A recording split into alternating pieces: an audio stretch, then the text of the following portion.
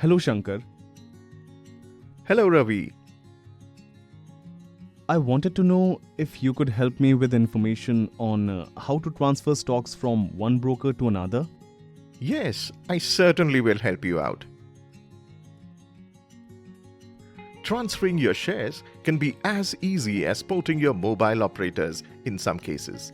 If your existing and new broker are both associated with the same depository, there will be an intra-depository transfer or an off-market transfer of shares.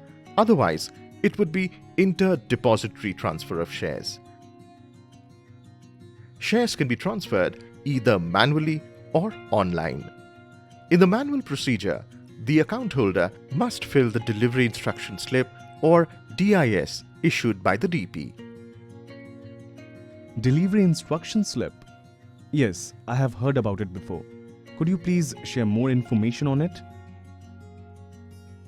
A delivery instruction slip or DIS is issued by the DP and is similar to a checkbook issued by your banker. You need to submit a DIS duly filled to your DP for transferring your shares. Can you help me with how to fill in the DIS slip? Yes. First, you write down the names of shares that you wish to transfer. You also need to give the 12-digit International Security Identification Code or ISIN to identify the shares to be transferred. Then you enter a 16-character code that contains the ID of the DP. Ensure that you have correctly given the IDs of both your current broker and new broker. Equally important is selecting the off-market transfer option for intra-depository transfer.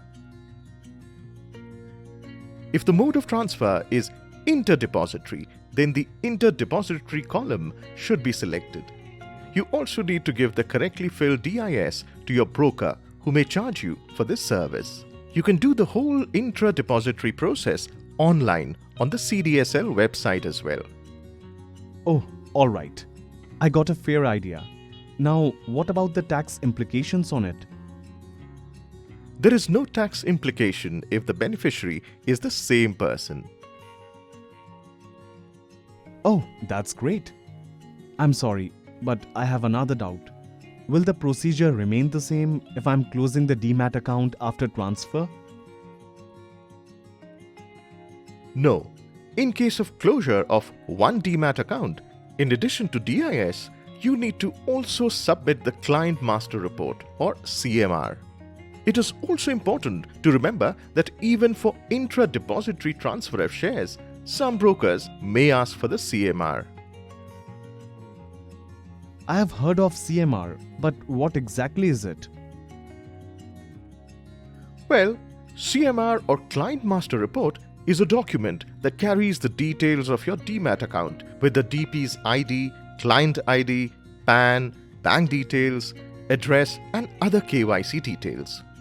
Your broker usually provides it on your request. The CMR will come handy if you transfer shares online from one broker to another. Great. Thank you so much. This was some wholesome education for the day.